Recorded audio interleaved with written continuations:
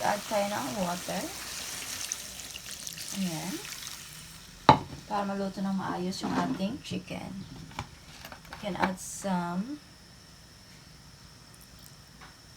soy sauce. Ayan. Para hindi naman siya magputla.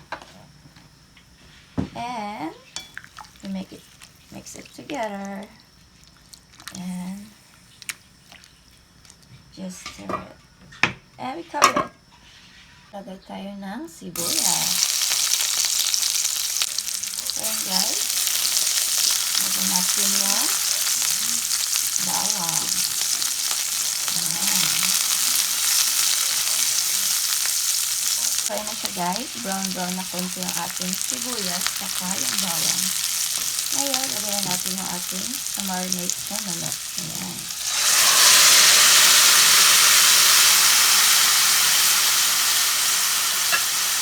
Haluin na natin siya. Ayan. Lagyan natin yung laurel. Lagyan tayo ng pimenta. Ayan. Tapos, maglagay tayo ng Knorr cubes. Tapos, haluin natin siya. Ayan.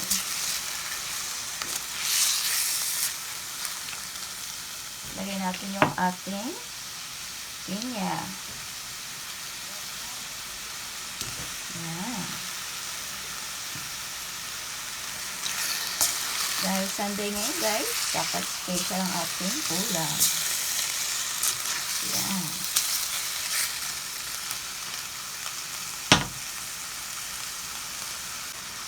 Lagyan natin siya ng konting vinegar. Ayan.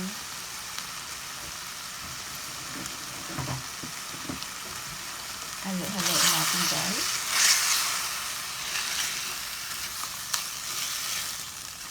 Ayan. Ngayon, lagyan natin yung ating carrots. Para yung mga bata, may makain gulay. Ayan.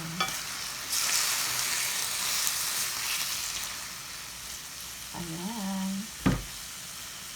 So yun guys, nag-add tayo ng sugar para matamis, para pantay yung lasa. Ayan. Kasi guys, kailangan natin ng asukal sa buhay natin para hindi tayo bitter. Dapat may sweetness din. Charot. So yun guys, lagay lang natin. Ayan. Malapit na siyang maluto guys.